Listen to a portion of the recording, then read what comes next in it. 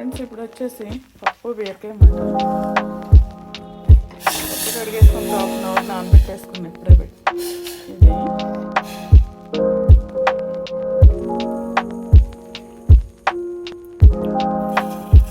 బీరకాయలు వేసుకోవాలి.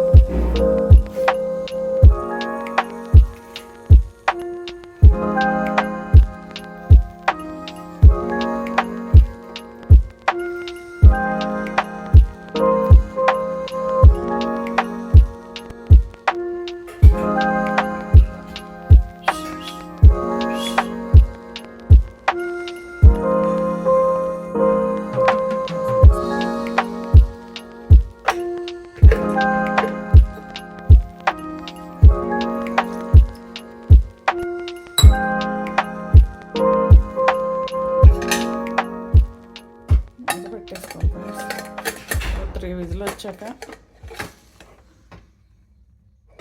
ఆఫ్ చేసేసుకోవాలి.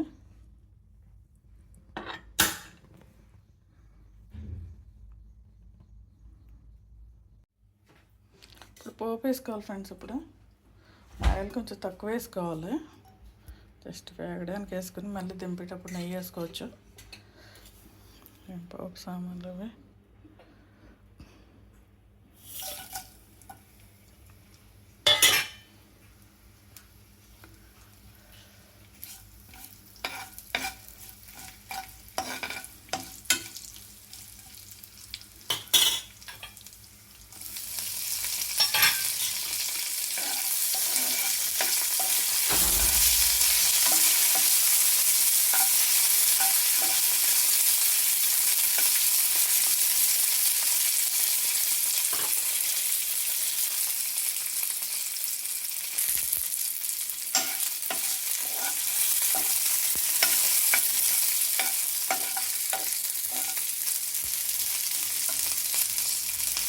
దీంట్లో ఇంకో ఆనియన్స్ వేయట్లేదు ఫ్రెండ్స్. దాంట్లో వెల్లుల్లిపాయలు వేసాయి కదా, అవి వేస్తే ఇవి వేయం, వేస్తే అవి వేయమాట. ఏదో ఒకటే బీరకాయ ఫ్రై అట్లా అయితే వేసుకుంటాం, కానీ పప్పు తాలింపుకి ఇట్లా చేసుకుంటాం.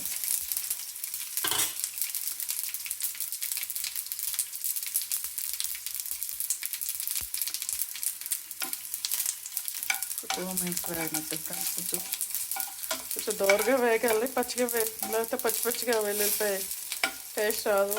కొంచెం దోరగా వేగాలి. అలాగని మాడిపోకూడదు, దోరగా వేగితే బాగుంటుంది.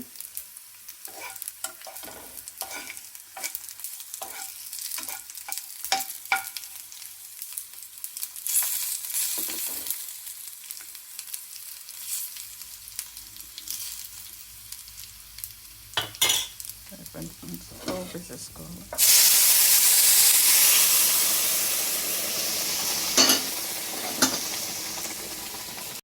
అయిపోయింది ఫ్రెండ్స్, పోపు అయిపోయింది.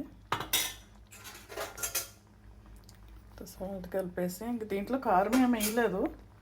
ఎండుమిరపకాయలు వేసాం, పచ్చిమిరపకాయ వేసాం కదా, ఇదే సరిపోతుంది. ఇట్లాగే చేసుకుంటాము. కాస్త నెయ్యి వేసి దింపేసుకుంటే అయిపోయినట్టు. ఇక కలుపుకోవాలి. పప్పు బీరకాయ రెడీ. ఇది చపాతీలోకి, రైస్లోకి, ఇది గోధుమ జావులు ఉంటాయి కదా, వాటిలోనే వేసుకుని తింటే బాగుంటుంది టేస్టీగా.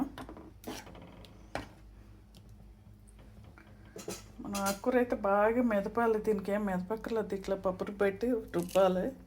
ఈ బీరకాయకి ఏం అవసరం వద్దు, అదే మెత్తగా ఉడికిపోతుంది. అయిపోయింది ఫ్రెండ్స్, రెడీ.